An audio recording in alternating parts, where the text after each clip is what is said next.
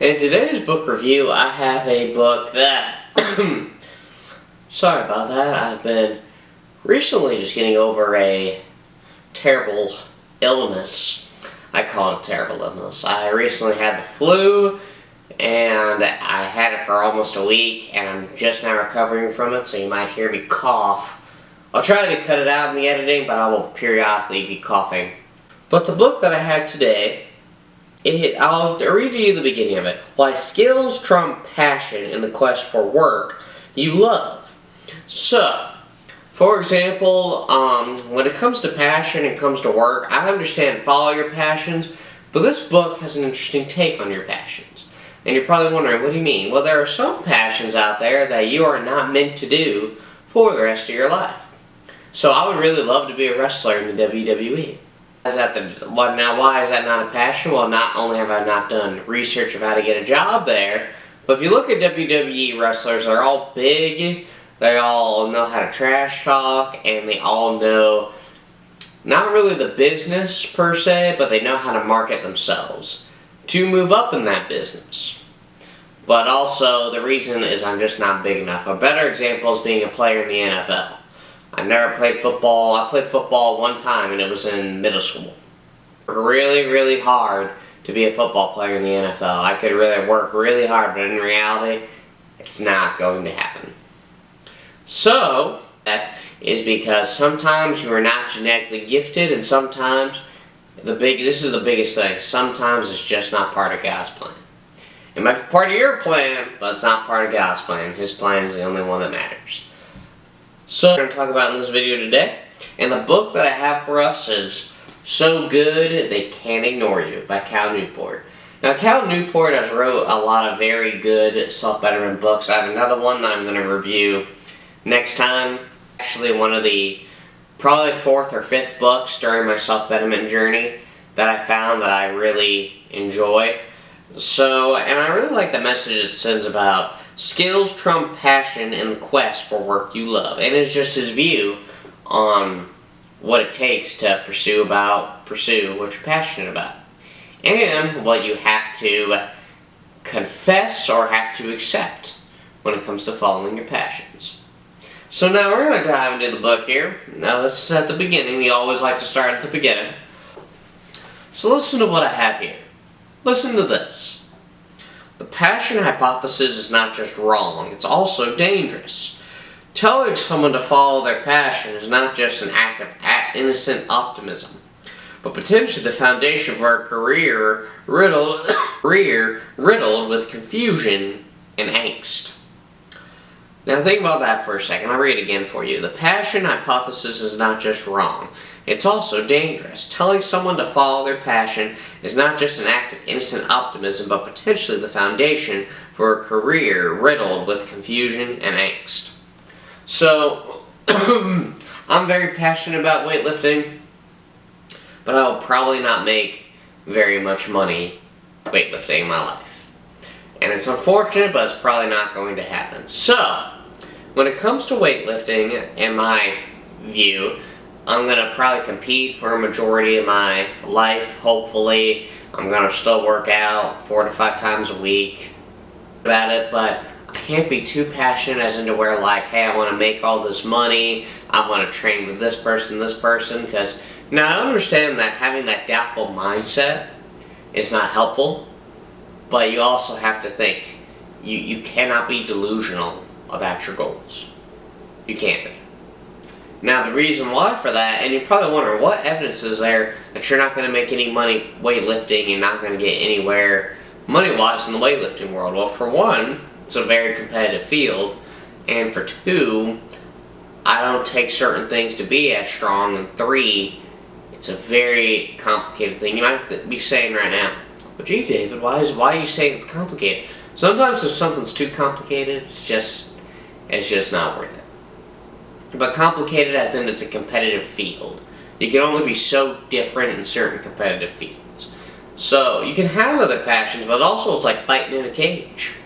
If you are winning and have a chance to make money, great, keep going. But if you're winning and losing, then losing and winning, and you're just doing all this training and getting your head banged around the ring, if you're not making money by the time you're, I don't know, I don't really have an age number for that, but if you're not making money, you shouldn't really do it. Now, I understand there's passion for it, but you will develop head trauma if you continue to get hit around or hit across the face really hard multiple times when you're in a cage fight. But, so what is the passion for this? Well, notice that he says here, it's also dangerous. You do not want to be a part of someone's delusional fantasy, because they will eventually believe it. And why do they believe it? Because they trust you and they trust what you say. It's wrong. And it's almost like innocent optimism, you might think, but in reality, if they're your friends, they should want to be honest with you. They should want to be completely and totally honest with you, to where you, and to where you realize, you know what? This is what I'm going to do for my life, and this is what I want to do with my life. But other than that, you can't be delusional about your dreams. You can't be. You can be passionate about things, but your passion has to be guided towards the right direction. Now, for the second part of this book review, for those of you watching this, if you all get sick, take your medication and take your cough medicine, because I am just struggling to talk.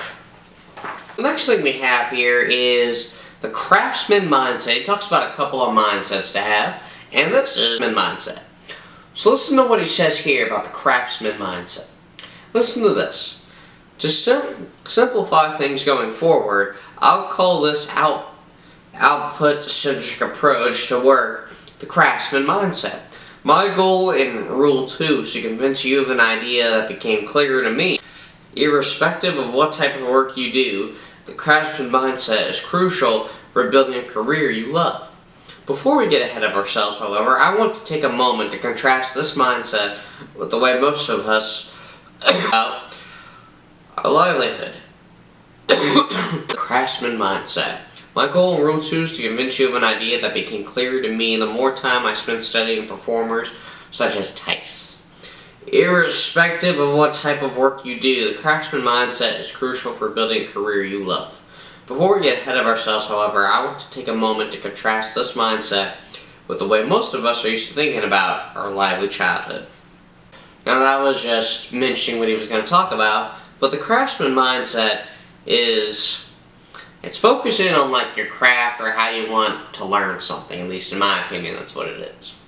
Now, the reason why you think that way and you think of what you want to learn and what you want to do with what you've learned is because that's how you become creative. So sometimes when I do these or when I start doing these, I should make a list of ideas of what I want to say, what words I want to use, what examples I want to use, and stuff like that. But when it comes to the craftsman mindset, you want to be creative in life. Like, you should want to be creative in life. Like, who doesn't like a creative person? Who doesn't? People that make shoes, people that make YouTube channels, or even business people who make books. I mean, they're all creative, and they're all very entertaining with what they do because, get this, they're creative, and what they do is different. Now, is being creative a skill? Is it a talent? Is it something you can work on? I believe it can be all of those, but I also believe that, like writing songs, for example, I find it very hard for me to write a song. I could probably write a rap song, but a good, legitimate song with music and notes, I do. Why? I'm not creative enough to do that. Building a workout program, I'm creative to do that. Doing something strong, I'm creative enough to do that. So there are certain things you are creative for. You just gotta find your craft. And your craft also doesn't really have to be something that makes you money. It just has to be something that you have to do. What people don't realize is when it comes to life, you have to do something, even if it doesn't make you money. Now, I understand going to work and going home can be fun. Do something else with your life. You have to. You have to do something else with your life. So, like my weightlifting, church, fighting, this, I got a bunch of stuff going on. It's great. And you might think, oh, is that enough? It is enough, but you got to be more creative with this. And that's what I think. But have a craftsman mindset. be creative to your craft, and just try to find a way to be different. Try to find a way to be different in a thing that you want to get better at. So think about that. Rough book review, I will say. But hopefully next week, well, I'm actually going to be filming more tomorrow. But hopefully in the next few weeks, this starts to wear off. But so the third and final thing I have is I have a bit of a paragraph that I'm going to read to you all. We all love control. Now, you're probably wondering, what do you mean control? Well, honestly, there was a movie I watched, and I won't name the movie, but the movie was about religion, and the argument was, what do you think the greatest religion in the world is? And the religion in life is control. Absolute control. Now, this is how he viewed it, but our Lord and Savior has control over everything. Our lives, the way we think, what's going to happen next in our lives. So, religion is not just Christianity. It's not Christianity at all, this particular guy said. The religion is absolute control. Now, this is not what I'm about to read here, but in reality, who doesn't want to be in control over everything? When you're at a job and your boss is mean to you and people are like, yeah, I probably treat people this way, I give people this and I do that. You know what? You have the option to do that, but I bet you your mean boss went through exactly what you were going through to get to the position that he wanted. And I bet you he's mean. He could be mean just because he's a butt, but he could also be mean because that's how his boss treated him. And it just was passed on. But when it comes to having a mean boss, you gotta put yourself in their shoes a bit. Especially they might have issues going on at home. They might have issues going on with bigger bosses, but job, you're just there to go to work and go home. Now obviously if they agitate you all the time, that's different. But if they're there and they're just mean when you talk to them, you don't have to talk to them. But control. It's a bit of a paragraph, so please try and listen to the best of your ability. Giving people more control over what they do and how they do it increases their happiness, engagement, and sense of fulfillment. It's no wonder then that when you flip through your mental Rolodex of dream jobs, control is often at the core of their appeal. They're out Rule 3 for example. One of them is a freelance computer programmer who shifts work to enjoy sunny days, a medical resident who took a 2-year leave from his elite residency program to start a company, and a famous entrepreneur who gave away his millions and sold his possessions to embrace an unencumbered globe-trotting existence. All have great lives, and as you'll learn, they all use control to create them. To summarize, if your goal is to love what you do, the first step is to acquire career capital. Your next step is to invest this capital in the traits that define great work. Control is one of the most important targets you can choose for this investment. Acquiring control, however, can be complicated. This is why I've dedicated the remainder of Rule 3 to this goal. In the chapters ahead, you'll follow me on my quest to find out more about this fickle trait. So I know that was a lot, but listen to what he says. Control is one of the most important targets you can choose. Your next step is to invest in the traits that define great work. So investing yourself into control and investing yourself into things that make you, get this, happy. So lifting weights makes me happy, doing this makes me happy, my whole morning routine makes me happy, but I invest in myself when I do that. And investing in yourself will make you happy. Now, the other way around, I don't have any kids, but for my friends that do have kids, they say it's the best thing that ever happened to them, and they'd rather invest in their kids than themselves. And to be honest, I see that to an extent, but in reality, I enjoy investing in myself for right now. But you also got to think, when it comes to control, like the examples he used of a medical resident who took a 2-year leave from his elite residency program to start a company, a famous entrepreneur who gave away his millions and sold his possessions to embrace an unencumbered globe-trotting existence. I mean, if you think about that, people who live these amazing lives, some of them don't get married, some of them don't have kids, some of them don't even make millions of dollars, but they live their lives and they live them happily.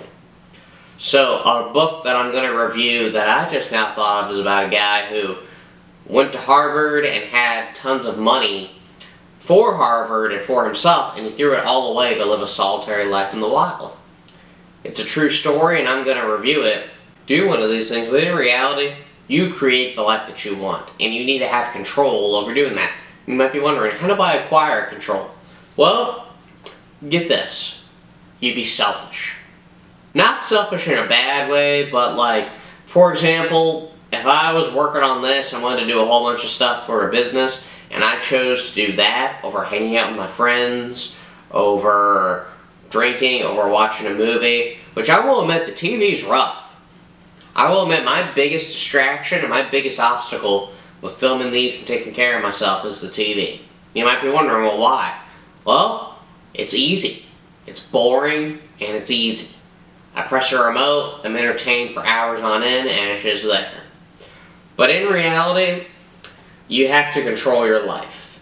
You have to. Now, not only does God is the center of your own universe, but you can't let other people control your life. You do what you want to do, you create the life that you want, and you create a life that makes you happy.